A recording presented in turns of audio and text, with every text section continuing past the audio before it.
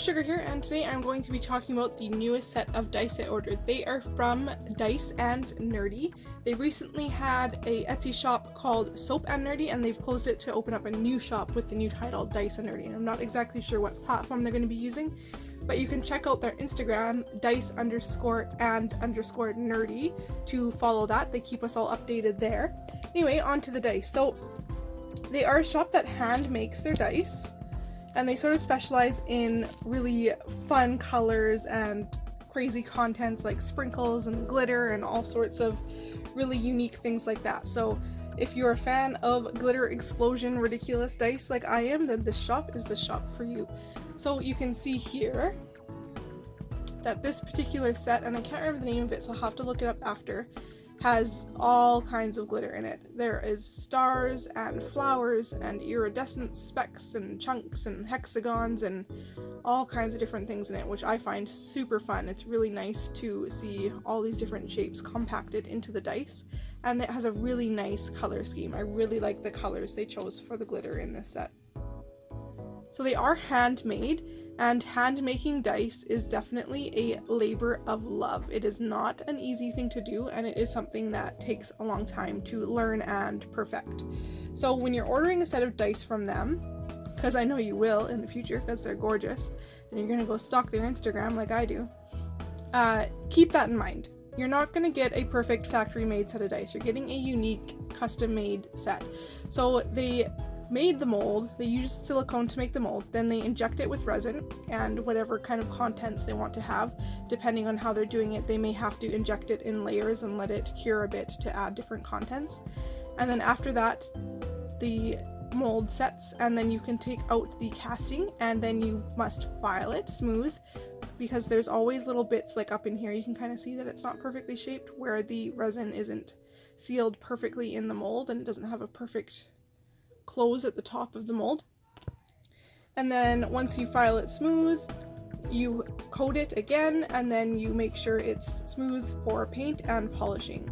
So it's really a long process and a lot of work to make a single dice, let alone a set.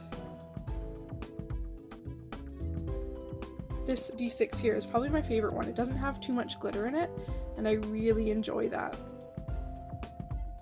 I like that you can see each individual piece of glitter kind of floating in the middle of nothingness. You can see the shapes well. You can see that there are flowers and that there are stars. You can see all the different colors. It's just really lots of fun.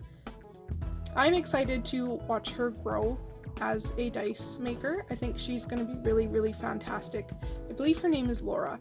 Once she gets going, she's quite new to this for now. As far as I'm aware, she's only made a few sets of dice, and it really just is a lot of work, and her prices are exceptionally reasonable. I think I paid $24 shipping international from UK to Canada for this set, and that is a steal of a deal to order anything handmade, let alone dice handmade at that price. Really, can't have any complaints at that.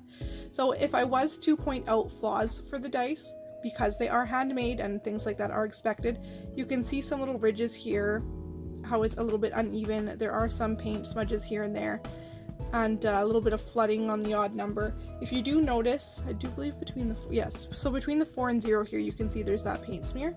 It's very easily removed with a Q-tip and a little bit of acetone. Just make sure you don't get the acetone anywhere else on the dice, and then wipe it clean right after.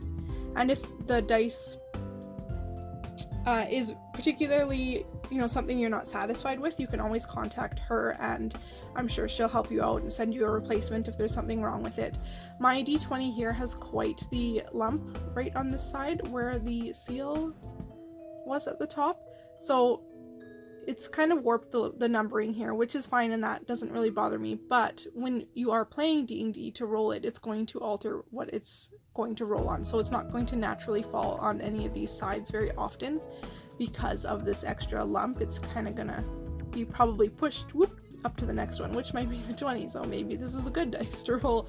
I'm not exactly sure there, but anyway, so I mentioned that to her, and she is sending me a new one because the 20 just has quite the lopsidedness right here. You can kind of see it quite well. And the other dice shapes, it doesn't really matter so much. It's really just the 20 because it's such a round dice that it's very easily manipulated to roll a little bit more, which is why when people are concerned about their dice being weighted, they check their d20s, because that's really the only one that might be affected by different weighting or shaping on the sets.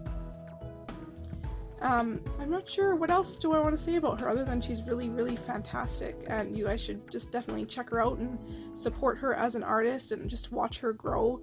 Oh, she does custom dice, which is really fun. So I actually ordered a set of custom dice from her, and basically it's first come first serve, so you contact her and hope that there's a slot open, and if not, she will put you on a list and you can request whatever you want and she will let you know if it's possible. I requested holographic, actually I requested what's in my nails basically, holographic stars and moons to be set in a really sparkly kind of sheer shimmery dice and set, and she was all about that. She went and found the exact glitter that I had suggested, which you can kind of see there, and gave me a quote for price and is basically going to start working on it as soon as she gets the glitter. So, and her prices are really reasonable. Honestly, I've never seen a set of dice from her for over $30, including custom dice.